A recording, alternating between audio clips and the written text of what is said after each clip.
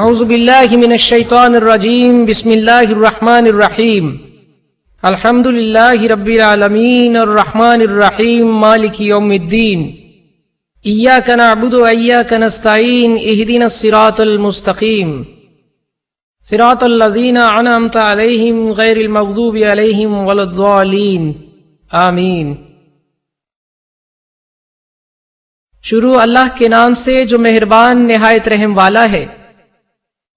Doctor William Campbell, doctor Zakir Naik, doctor مزاکس، doctor جمال بدوی، doctor سیمل نعمان اور mister same Shamoon, معزز مہمان، خواتین و حضرات، السلام علیکم ورحمۃ اللہ وبرکاتہ۔ اللہ کی رحمتیں اور برکتیں نازل ہوں آپ سب پر۔ اسلامک سرکل آف نارتھ امریکہ کے منتظمین کی جانب سے میں سید سبیل احمد اس مثالی اجتماع میں آپ سب کو خوش آمدید کہتا ہوں، جس مباحثے کا عنوان ہے قرآن، بائبل، سائنس کی روشنی میں۔ ایک مرتبہ پھر doctor Campbell, doctor Zakir Naik, Islamic circle of North America, یہ مباحثہ دراصل باہمی بھائی چارے اور ایک دوسرے کو سمجھنے کی غرض سے منعقد کیا جا رہا ہے۔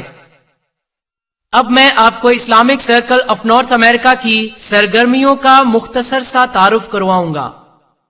ادارہ ھذا کے اغراض و مقاصد میں مسلمانوں کو اپنے فرائض سے آگاہی فراہم کرنا ہے کہ وہ بنی نوع انسان تک اسلام کا پیغام پہنچائیں، انہیں تعلیم و تربیت کے ایسے مواقع فراہم کریں جو اسلامی تعلیمات اور مثبت کردار کا باعث بنے۔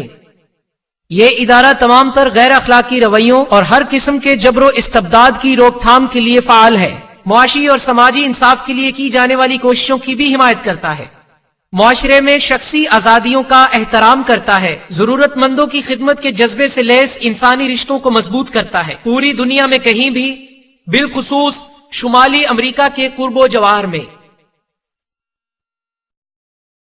آج کے اس بے مثال مباحثے کے لیے دو ثالثوں کا تعارف کروا دوں۔ ہمارے ڈاکٹر محمد نائک ڈاکٹر ذاکر نائک کی نمائندگی کر رہے ہیں، جبکہ ڈاکٹر سیمل نعمان ڈاکٹر ولیم کیمبل کی نمائندگی کر رہے ہیں۔ یہ میری ذمہ داری ہے کہ اس مذاکرے کو منصفانہ اور نظم و ضبط کا پابند رکھوں، اس لیے میں ملتمس ہوں مقررین اور حاضرین سے بھی کہ وہ اس مذاکرے سے فائدہ اٹھانے کے لیے اس کے آداب کا خیال رکھیں۔ اس کے ساتھ ہی میں ملتمس ہوں ڈاکٹر سیمل نعمان سے کہ وہ آ کر ڈاکٹر ولیم کیمبل کا تعارف کروائیں۔ السلام علیکم۔ شکریہ برادر سبیل احمد، یہ میری خوش قسمتی ہے کہ میں آج کی شام آپ کے ساتھ ہوں، اور سب سے پہلے میں اپنی طرف سے اور اپنے تمام بہن بھائیوں کی طرف سے جو عیسائی خاندانوں سے تعلق رکھتے ہیں، میں اسلامک سرکل آف نارتھ امریکہ کا اور مقامی لوگوں کا شکریہ جنہوں نے اس مذاکرے کا اہتمام کیا۔ انہوں نے کمال کر دیا، انہوں نے محنت کی ہے، یوں ہم آخری لمحات میں یہاں پر موجود ہیں۔ ڈاکٹر ولیم کیمبل نے اپنی طبی خدمات case western reserve university Cleveland Ohio میں سر انجام دی۔ انہوں نے 20 سال مراکش میں گزارے جہاں انہوں نے عربی سیکھی۔ 7 سال تیونس میں گزارنے کے بعد انہوں نے کتاب لکھی ڈاکٹر مورس بخائس کے جواب میں۔ وہ ایک پختہ عقیدے کے عیسائی ہیں اور وہ ہر کسی کو بائبل کی تعلیمات بیان کرنا پسند کرتے ہیں۔ 74 سال کی عمر میں ڈاکٹر کیمبل ریٹائر ہوئے، ان کے 10 پوتے اور پوتیاں ہیں، اور ہم شکر گزار ہیں، ہم آج شام ان کو اپنے درمیان پا کر خوش ہیں۔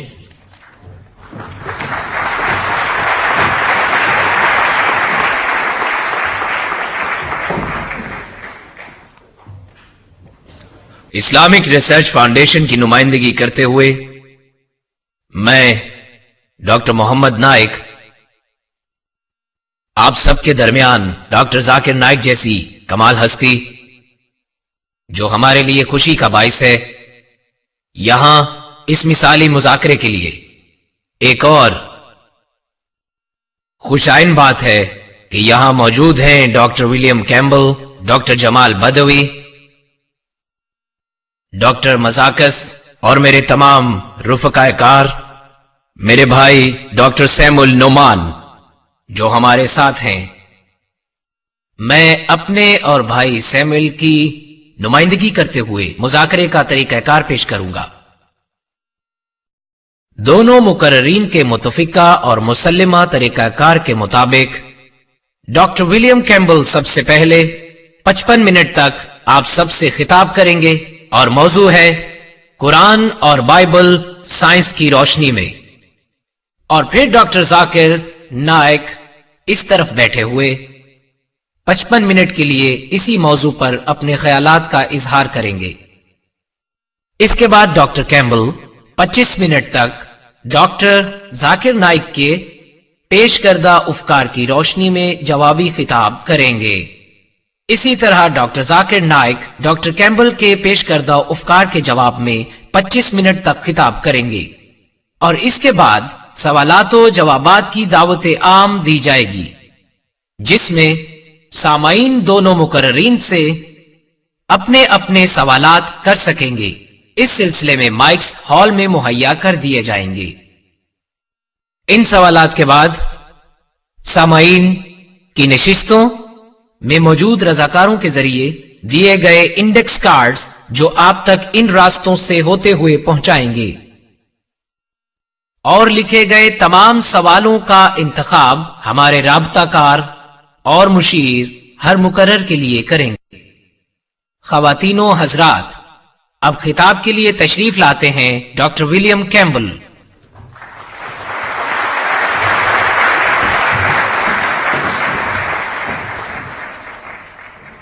ڈاکٹر نائک کو خوش آمدید، جو کہ بہت دور سے تشریف لائے ہیں۔ خوش آمدید سبیل احمد اور محمد نائک، اور خوش آمدید تمام انتظامیہ کو۔ میرے نزدیک اس مذاکرے کو حتمی کہنا مبالغہ آرائی ہے، لیکن یہ ایک اچھی تشہیر ہے۔ اور سامعین کو بھی خوش آمدید۔ میں شروع کرتا ہوں اس بابرکت نام سے جو یہوہ ہے، جس کا نام سب ناموں سے عظیم ہے، جو ہم سب پہ نہایت مہربان ہے۔ میں گفتگو کا آغاز ان الفاظ سے کروں گا: آج شام ہم قرآن اور بائبل کے الفاظ کے بارے میں بات کریں گے۔ جدید علم لسانیات کے ماہرین کے مطابق ایک جملہ وہی معنی رکھتا ہے جو بولنے والے کے ذہن میں ہوتا ہے، جو سننے والے شخص یا مجمع کے ذہن میں سمائے۔ اس طرح قرآن کے معنی کے متعلق یہ کہا جائے گا کہ جو محمد اور ان کے سامعین کے نزدیک تھے وہی صحیح تھے۔ اسی طرح بائبل کے حوالے سے وہی معنی صحیح ہوں گے جو موسیٰ، عیسیٰ اور ان کے سامعین نے سنے۔ اس معاملے کو پرکھنے کے لیے ہمارے پاس قرآن اور بائبل میں حوالہ جات موجود ہیں۔ مزید برآں اس کی شاعری اور خطوط بھی موجود ہیں جو اس صدی کے ہیں۔ یوں بائبل کے لیے پہلی صدی عیسوی اور قرآن کے لیے پہلی صدی ہجری معین ہے۔ اگر ہم واقعی سچ کی تلاش میں ہیں تو ہمیں نئے نئے معنی تلاش نہیں کرنے چاہیے۔ جی ہاں، اگر ہم واقعی سچ کی تلاش میں ہیں تو پھر جھوٹے بہانے تراشنے کی ضرورت نہیں ہے۔ یہ اس کی مثال ہے جو میں آپ کی خدمت میں پیش کرتا ہوں۔ آئیے پہلی سلائیڈ دیکھتے ہیں۔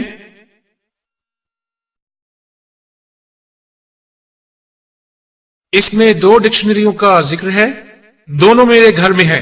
ایک 1951 اور دوسری 1991 میں شائع ہوئی، اور ان دونوں لغات میں لفظ پگ کا پہلا معنی ایک جوان نر یا مادہ سور ہے، اور یہ معنی ملتے جلتے ہیں، اور دوسرے معنی کوئی بھی جنگلی سور یا پالتو سور، یہ دونوں بھی آپس میں ملتے جلتے ہیں۔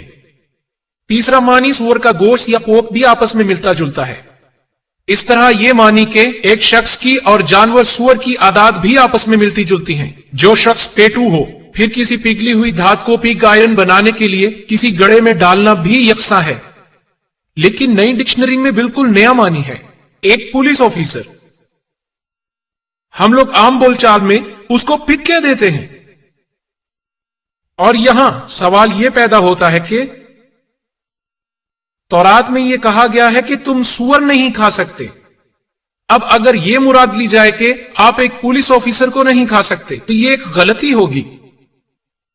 قرآن میں اللہ نے کہا ہے کہ تم خنزیر نہیں کھا سکتے۔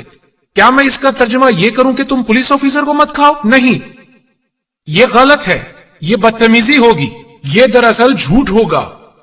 نہ تو محمد کی مراد پولیس آفیسر تھی، نہ موسیٰ کی مراد پولیس آفیسر تھی.